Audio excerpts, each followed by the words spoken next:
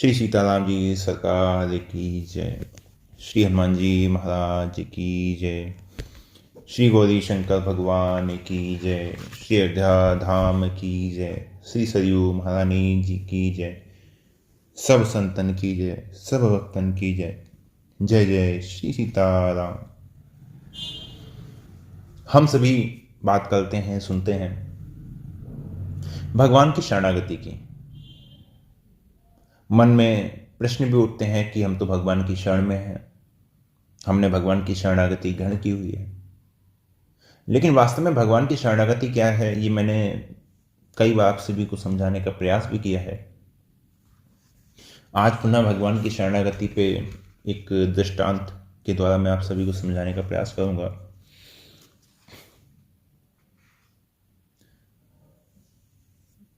भगवान की शरणागति में भक्त का अपना कुछ भी नहीं।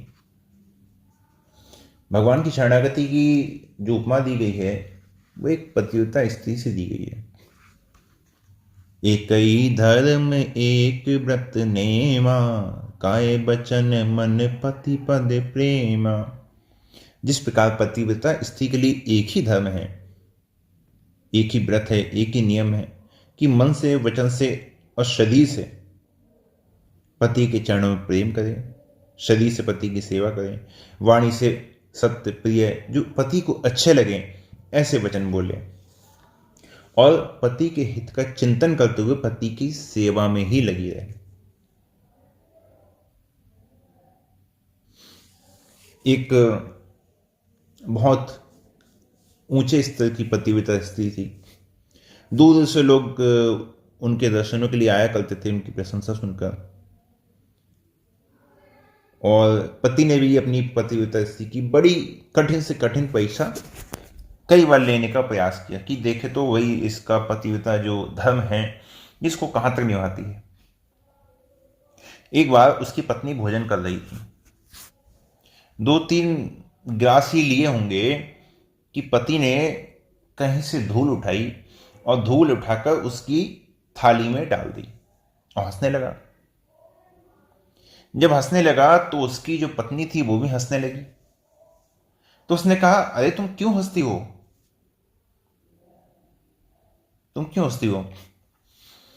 तो उसने कहा कि आपकी हंसी का कारण ही मेरी हंसी का कारण है।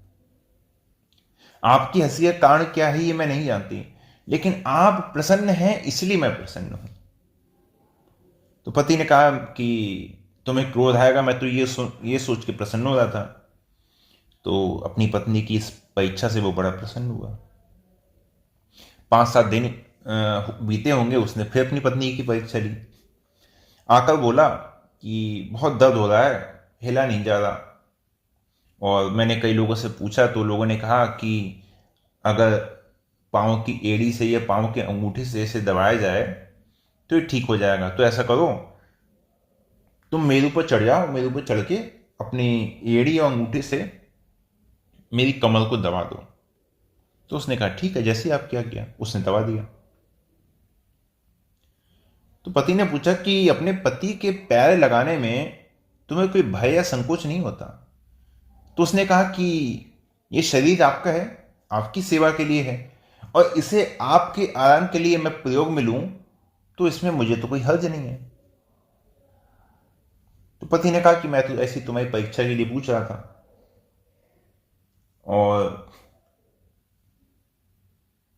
पत्नी कहती कि अगर मुझसे कोई अच्छा काम बन जाता है तो ये आपकी ही कृपा है, आप ही उसका कारण है। एक बार कहीं दूर से कोई उसकी पत्नी के दर्शनों के लिए आया। तो पति ने पत्नी को बुलाया। उस समय वो क्या कर रही थी, दही मथ के मक्खन निकाल रही थी। तो आवाज आई तो हाथ में ऐसे ही मक्खन लिए हुए चली आई। कहा कि देखो ये तुम्हारे दर्शनों के लिए आया है। तो पत्नी ने कहा कि मैं आपको और इनको दोनों को नमस्कार करती हूँ, देखिए मैं दर्शनों की योग्य नहीं हूँ, है ना। मैं जिन चरणों की सेविका हूँ, जिनके दर्शन मैं चाहती हूँ, वे मेरे स्वामी दर्शन के योग्य हैं। आप उनके दर्शन कीजिए, उनसे ही प्रार्थना कीजिए, इसी में मेरा कल्याण है। तो इस प्रकार से उसके पति ने बार बार उसकी परीक्षा ली। तो एक बार कोई आया तो उसने कहा कि मैं आपकी जो पत्नी है, माता है, मैं इनके पैर धो के पीना चाहता हूँ। तो पति ने कहा ये तुम्हारा पैर धो के पीना चाहता है, क्या कहना चाहती हो? तो पत्नी ने कहा कि देखो मेरी तो इच्छा नहीं है, मैं इसके योग्य भी नहीं हूँ, लेकिन ये शरीर आपका है, मैं आपकी हूँ, आप जैसी आज्ञा करेंगे वैसा मैं कर लूँगी। तो पति उस आदमी से कह देता है देखो भाई इनकी इच्छा नहीं है, आप जाओ। चला जाता है।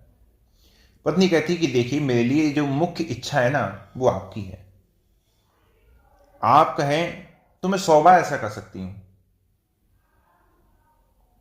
उस स्त्री का जो पति था वो शंकर जी का बड़ा भक्त था। यहां पे देखिए ये बात समझने वाली है, उसका पति शंकर जी का बड़ा भक्त था। तो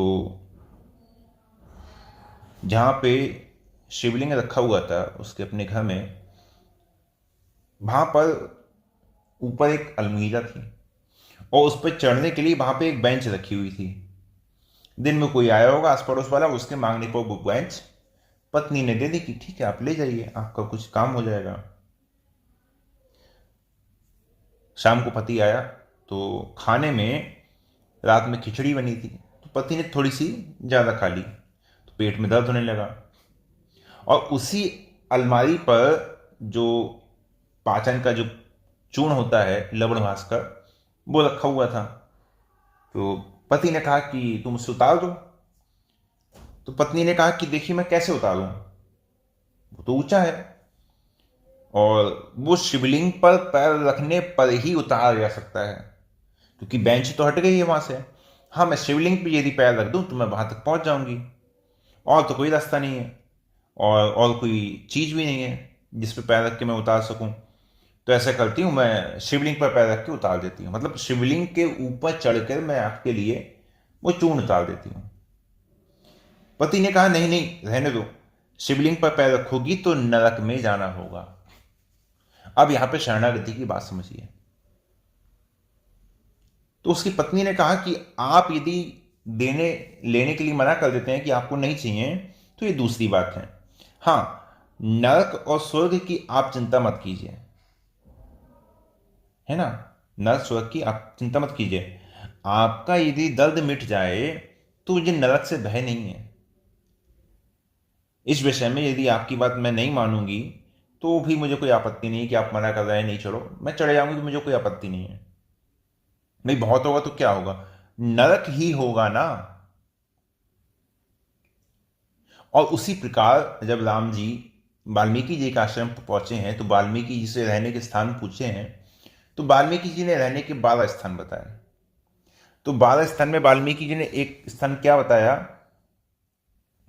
स्वर्ग नरक अपवर्ग समाना, जह तह देख धरे धनुवाना। वही आपका भक्त है जिसकी दृष्टि में स्वर्ग और नरक दोनों समान है। जह तह देख धरे धनुवाना, और वो दोनों ही स्थानों पर आपका ही दर्शन करता है। उसके लिए स्वर्ग भी आप हैं, उसके लिए नरक भी आप हैं, उसके लिए दोनों आपका ही स्वरूप है। तो उसी प्रकार पत्नी को नरक की परवाह नहीं है, उसे तो पति जिस प्रकार प्रसन्न हो वह काम करना है। बस इसी प्रकार हमें भी बस हमारे राम जी प्रसन्न हो वो काम करना है। भले ही उस काम में नरक हो जाए, मृत्यु आ जाए, अपमान हो जाए, चाहे जो भी हो, कोई परवाह नहीं। ये है भक्ति और यही है पतिवृद्धम, है ना। जैसे शिष्य स्वामी की सेवा करता है, इसी प्रकार स्वामी की सेवा करना पतिव्रत धर्म है। स्वामी की सेवा शिष्य कर रहा है वो भी इसी धर्म के अनुसार करेगा, जो भक्त भगवान की सेवा कर रहा है वो भी इसी धर्म के अनुसार ही करेगा। जैसे कोई कहे कि भाई भक्ति का स्वरूप क्या है, तो भक्ति के स्वरूप में देखिए, मैंने आप सभी को कहा था ना, जैसे कोई अंगोछा हो, तौलिया हो, टॉवल हो, आप उसको लेके चलिए। अब उसको उसका जो मालिक है वो अपने सर पे रख ले तो उसे कोई फर्क नहीं, टॉवल को कोई फर्क नहीं कि भाई ऐसा क्यों करते हो। आग में जला दो तो भी कोई फर्क नहीं, फाड़ दो तो भी कोई फर्क नहीं। वो नहीं कहती कि भाई ऐसा क्यों कर रहे हो। ये जो समर्पण है ना, ये भक्ति है, ये शरणागति है। अब वो तो जड़ है, हम क्या है, हम चेतन है। तो उसमें हम में क्या अंतर होना चाहिए कि वो दोनों ही परिस्थिति में, वो किसी परिस्थिति में उसमें कोई भाव नहीं है। लेकिन हम में क्या भाव होना चाहिए कि भगवान का चिंतन करें, नाम जप करें, और जो कुछ भी हो उसे अपने राम जी की लीला मानकर, उसे अपनी राम जी की इच्छा मानकर हम प्रसन्न रहें, है ना। हम प्रसन्न रहें। नाम जप चादर नहीं कर सकती, और किसी भी परिस्थिति में चादर प्रसन्न नहीं रह सकती। ये दो काम वो नहीं कर सकती क्योंकि वो जड़ है। लेकिन हम चेतन है, हमको साथ में ये दोनों काम भी करने हैं। नाम जप करना है और सब कुछ राम जी की इच्छा मान के प्रसन्न रहना है, चाहे जो हो। नरक चले जाए तो ठीक है, स्वर्ग चले जाए तो ठीक है, मृत्यु आ जाए तो ठीक है, कोई अपमान कर दे तो कोई बात नहीं, गाली दे दे तो कोई बात नहीं, कोई मार ले पीट ले कोई बात नहीं, है ना। बस भगवान की लीला को देखकर प्रसन्न रहना चाहिए कि जो कुछ है हमारे राम जी की लीला है। यही है शरणागति और यही है भक्ति। यहीं से भक्ति और यहीं से शरणागति का प्रारंभ होता है। और आज के लिए यही विश्राम देते हैं। जय जय श्री सीताराम।